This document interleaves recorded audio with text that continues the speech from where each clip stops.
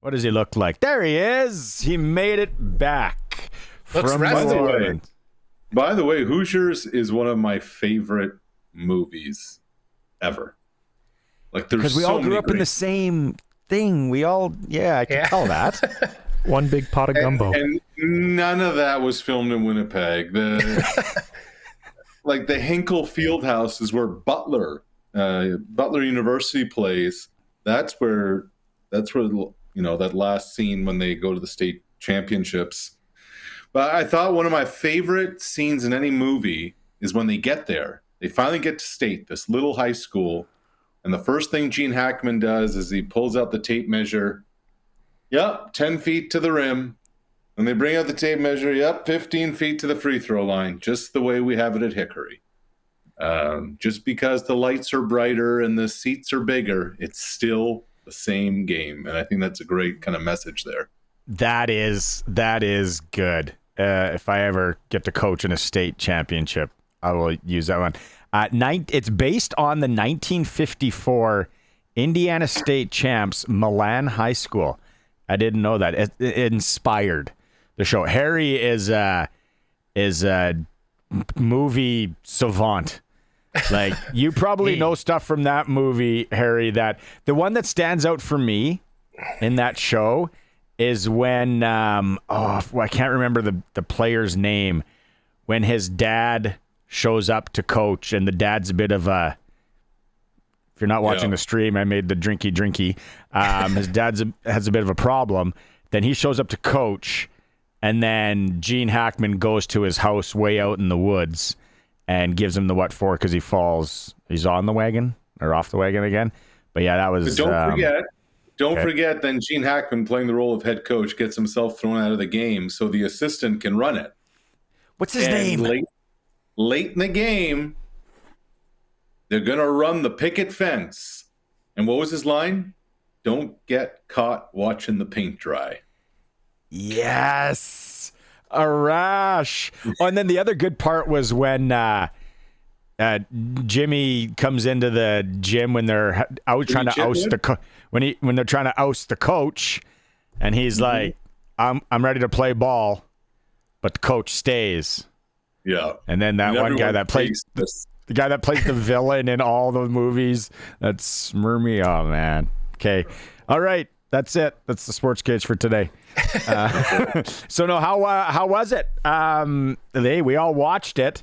I bet on it. Lots of people. Domination by the Eagles. I spoke with somebody who runs the Canadian division of a major sports book yesterday, and the books cleaned up. Nobody was betting under on Mahomes props. Nobody was betting unders on Kansas City props. They just had a field day, the books. I tell you guys, I walked into the stadium and I'm like, the first thing that struck me, I'm like, oh man, this is an Eagles home game. And the crowd noise was a factor off the jump, especially third down. And KC just never got into a rhythm. Like that opening series, Mahomes misfires to Kelsey. Kelsey kind of goes behind himself, goes down, leaves his oblique kind of exposed. He gets popped. He wasn't the same throughout. The only other time I've seen Kansas City that disheveled was when they lost to the Buccaneers 4 years ago in the Super Bowl. When that Tampa defense absolutely crushed them. KC was just never in that game, were they? No. So a couple things, we talked about it yesterday, and then call me if I'm wrong or you don't think. I feel that Philly did the Chiefs as the Chiefs do to other teams. And that was Mahomes, nothing there, seeing a lane, running, stepping up into the pocket and running. And then the other thing was Hurts would look, not there. And then if he didn't run, he'd just do that little dump off into the flats, into whatever, which is what frustrates the living heck out of anyone who doesn't like the Kansas City Chiefs. So And then the other thing, Arash, which I could not believe, and then I think I heard a stat today or yesterday that the Chiefs have been down 10-0 in like all the Super Bowls or something weird. So it was there. But coming out of halftime, where we even as a hater of the Chiefs, I was like, you got Reed and Spagnuolo. They didn't do anything. What did they talk about at half? What was the game plan coming out of half? Run the ball? No, none of that. Yeah, it's wild, guys.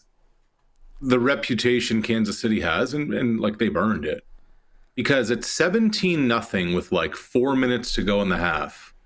Mahomes gets the ball back, and I'm saying to myself, okay, 26 minutes, this has been a bloodbath. But I'm like, 17, they get a touchdown here before the half. They get the ball coming out of the break. We've seen this script before. This could very quickly become a one-score game. And then the pick to Zach Bond inside the 20, coming off a pick six. You're saying to yourself, by the way, great job, Curtis. That was the backbreaker. He missed the previous two cues. Yeah, there you go. It wasn't the pick six, but like right there in that spot, and suddenly 17 becomes 24, and the teams are coming off, and I'm looking up at the scoreboard, and I'm like, Philly's got 24 points, and Kansas City has 23 yards of offense. 3 rushing yards at the half. The other thing Philly did is what Casey does to everybody, is that Philly made Kansas City one-dimensional. We saw no running game to speak of. And when that happens and you're getting pressure with 4, forget about it. It also seems like everybody and their dog is trying to find a reason as to why Kansas City played the way they did, or particularly Mahomes. But can he just have an off night? Like I've seen a few things like, oh, well, he hit his head early on the turf, so maybe he wasn't the same after that. And couldn't he have just had an off day? Like, he's not a robot. I don't blame Mahomes for this. I really don't. This has been a patchwork Kansas City offensive line for much of the season. Their left tackle, Joe Thuney, is an interior lineman who they put out there on an island. If you're watching on the stream, Mahomes was running for his life from the beginning of the game. And the thing is, Philly didn't blitz. Like, there were 42 dropbacks that Mahomes had in the game. Philly got pressure on 50% of those snaps, and not once did they bring an extra guy. So when you're getting pressure with 4, that allows your defense in the back end to completely do their thing. And so, Mahomes, I think I saw something like his average time in the pocket pre-sack was like 2.3 seconds. He barely got his feet set and he's under siege. If you're watching on the stream, what more can he do in these spots? And so, again, you're looking downfield, 7 guys have dropped back. There isn't much there. Thuney was a disaster at left tackle. The middle of that offensive line got exposed because they moved Thuney over. There's an expression in sports that if you want to correct a mistake by making another mistake, you're actually making 2 mistakes. Like the decision to move Thuney to left tackle not only was the mistake because he's not a left tackle, but then suddenly the middle of that offensive line becomes a problem too. And so, as you can see, pressure was coming from the interior, pressure was coming off the edge, and it was all coming from the 4 guys up front. What a time for Josh Sweat, by the way, to go into free agency. I thought he was the best player on the football field on Sunday. There was a time where I thought he could get MVP. Me too. And then Hurts had the deep ball to Devontae Smith, and he broke his own rushing record. I'm like, okay. Like everything else, it's a quarterback award, right? That's Keith's boy. Daniel, there was times, only a slim majority will get that one, Harry. There was times that Patrick Mahomes and the interceptions and how he was running around there that Curtis was showing, Like it reminded me, like, I'm like, are we watching Daniel Jones of the Giants in a Kansas City jersey here? Like it was so baffling. Now the other thing, Arash, I feel so this would be very hard to do. I get it, but you sack them 6 times, 16 pressures, and you do it without blitzing. Yeah. Now, isn't the cheat sheet out there for Harbaugh in San Diego or whoever and say, listen, you sign whoever statistically nerd it down to Moneyball of NFL who can rush the QB with only 4 guys and put all your eggs there and try and beat. And like, I feel like that's a cheat code. I know it's not that easy. It's not a video game. So there's a couple things with that. When you think about why Philly won, it goes back to 2 years ago when KC beat them in the Super Bowl. Because after that game, Howie Roseman, their GM, said enough. Yep. We're getting rid of the guys up front who are long in the tooth. Fletcher Cox retired after last year. They kept one guy around who's the heart and soul of their team, Brandon Graham. But outside of that, Jalen Carter, first-round pick. Nolan Smith, first-round pick. Quinyon Mitchell, first-round pick. Cooper DeJean, who had the pick 6, second-round pick. They went and got Zach Bond in free agency. But they invested 2 years' worth of draft capital with absolute race cars up front on their defensive line. That's tough to do. The other thing they did, guys, and this is even more difficult to do, is they invested in offensive linemen when they actually had a really good offensive line. What do I mean by that? Well, they have the best offensive line in football right now. But 3 years ago, in the second round, they draft Cam Jurgens out of Nebraska. They already have Jason Kelce. They already have Lane Johnson. They already have Jordan Mailata. They already have Landon Dickerson. What are you doing wasting, I'm putting that in air quotes, a second-round pick on Cam Jurgens? Well, for 2 or 3 years, Cam Jurgens learns under Jeff Stoutland, the best offensive line coach in football.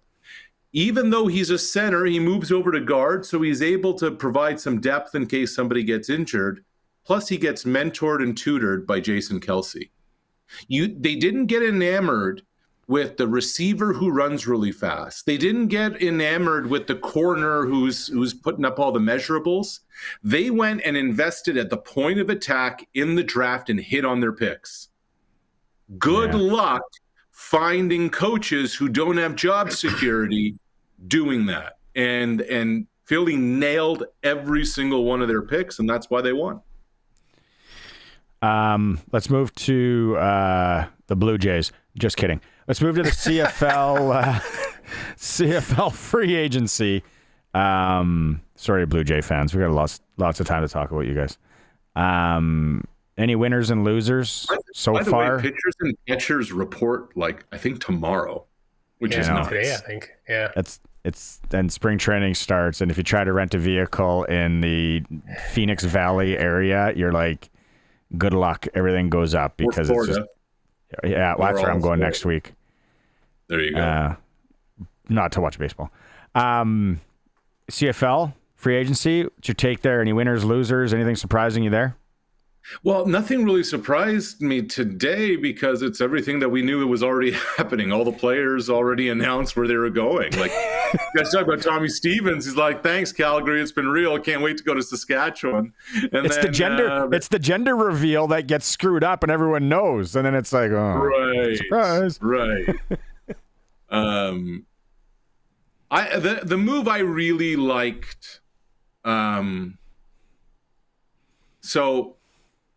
Okay, what did Philly teach us this year?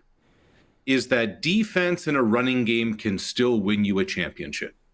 Their defense is why they won, and Saquon Barkley broke the all-time rushing record. So what did Toronto go out and do? They have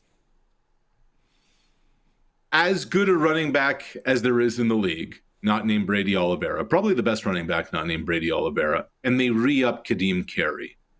So among active running backs, number one in career touchdowns. Among all active players, number 3 in career rushing yards, rushed for over 1,000 last year. They're saying to themselves, we can win with this guy carrying the mail. He's got another year left in him. And he was a big part of what they did last year.